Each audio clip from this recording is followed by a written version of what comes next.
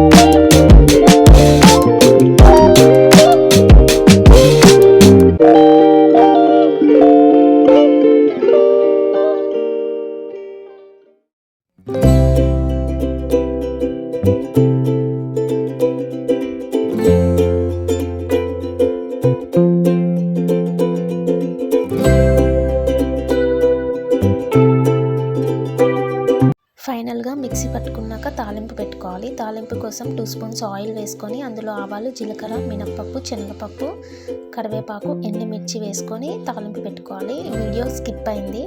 చాలా బాగుంటుంది. అన్నంకి, చపాతీకి చాలా బాగుంటుంది. ట్రై చేయండి.